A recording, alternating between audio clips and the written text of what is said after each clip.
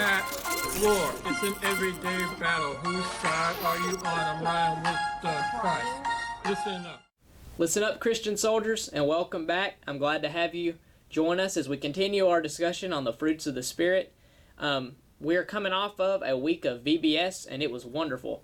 I would highly encourage you to be active and get involved in a VBS in your area. It was a wonderful experience, and I think it was helpful to a lot of people.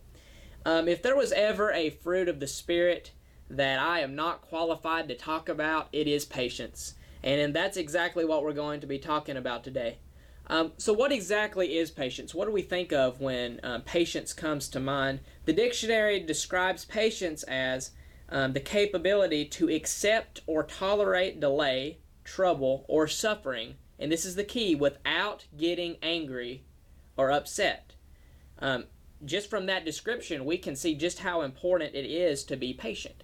In fact, when you think about patience, we live in a very anti-patience world. What exactly do I mean by that?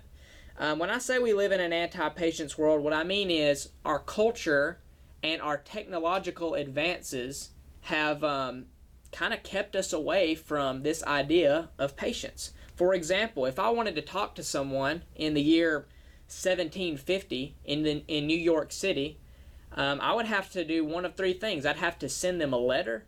I'd have to send someone to tell them what I wanted to tell them, or I myself would have to go tell them what I wanted to tell them. Today, all I have to do is get on my cell phone or my computer and message or call that person. I can tell them anything I want right here and right now. And that's the important thing. Everything today is so instant. At the snap of a fingers, we can have almost anything that we want, anything that we desire, and that is not exactly something that is conducive for developing patience as a Christian. Something that I think is cool about the fruits of the Spirit is they all seem to build on each other. And once you master these fruits of the Spirit, you're going to end up being, I guess in some sort, a model Christian. And that's exactly what we want to develop as Christians. And really, if you look at it, patience is no difference. Because in Proverbs 15:18 it says, "Hot tempers cause arguments, but patience brings peace." So in the scripture, we see where it ties a fruit of the Spirit that we've already talked about, peace, to patience. And I think that's very interesting and very important to remember that these fruits of the Spirit all build on one another. So why would patience bring peace? Well, I believe that patience goes hand in hand with being content.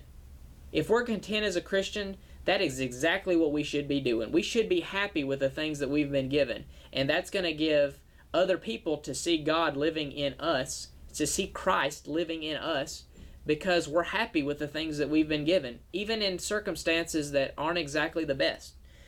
So that, I believe, is why patience will bring peace. Because if we are content, and if we are happy with those things, we're going to be at peace with the situation. Isn't that great? As we end today, I want us to think about Ecclesiastes chapter 7, verse 8. It says, "In the end of something is better than its beginning. Patience is better than pride." Thank you for listening up about patience this week, and we will keep this Fruit of the Spirit podcast going. Thanks for joining us, and y'all have a great week.